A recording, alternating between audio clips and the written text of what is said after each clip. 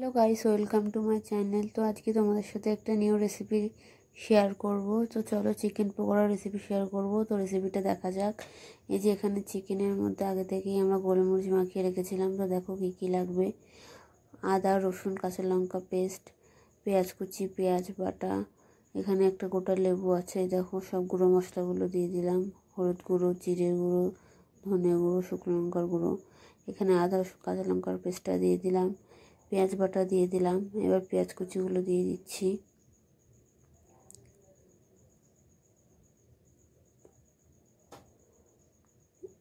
এবার স্বাদ মতো নুন দিয়ে দেব। একটা গোটা পাতিলেবুর রস স্লাইস করে রেখেছিলাম, ওটা দিয়ে দিলাম।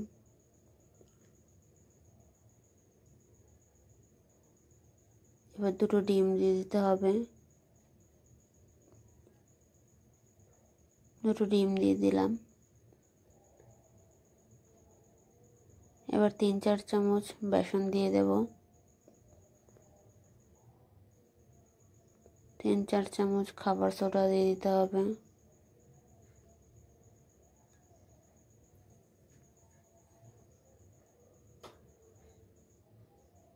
এবার এটা ভালো করে ম্যারিনেট করে নেব। দেখো ম্যারিনেট করা হয়ে গেছে। ধনেপাতা ছিল না বলে ধনেপাতা দিইনি, তোমরা ধনেপাতাটা দেবে, তাহলে ভালো ফ্লেভারও আসে এবং খেতেও ভালো লাগে।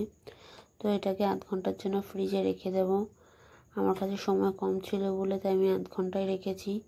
তোমরা 1.5-2 ঘন্টা 3 ঘন্টা রাখতে পারো, যত বেশি রাখবে তত ভালো হবে। আমার কাছে সময় কম ছিল বলে তাই আমি আধ ঘন্টা রেখেছি। তো চলো আধ ঘন্টা পর এটা ফ্রিজ থেকে নামিয়ে নিলাম। দেখো তেল গরম করতে বসিয়ে দিয়েছি, এটা ডিপ ফ্রাই হবে। তো অনেকটাই তেল দিয়েছি, তোমরা পরিমাণ অনুযায়ী দিয়ে দেবে। তো চলো চিকেনগুলো এক এক করে ভাজা যাক। দেখো এক এক করে কড়াইতে দিয়ে দিলাম।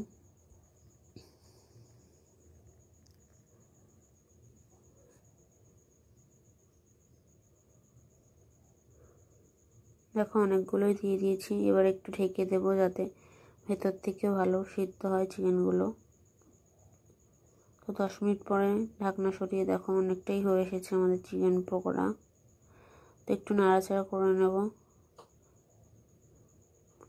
তো আমাদের চিকেন পকোড়া হয়ে এসেছে, চলো এটাকে নামিয়ে নেওয়া যাক। দেখো কত সুন্দর লাগছে, কত কড়মড়ে এবং লাল হয়েছে। তোমরা বাড়িতে একবার বানিয়ে ট্রাই করে দেখতেই পারো। তো ভিডিওটা ভালো লাগলে লাইক, শেয়ার অ্যান্ড সাবস্ক্রাইব করে দিও। দেখা হচ্ছে নেক্সট ভিডিওতে। বাই।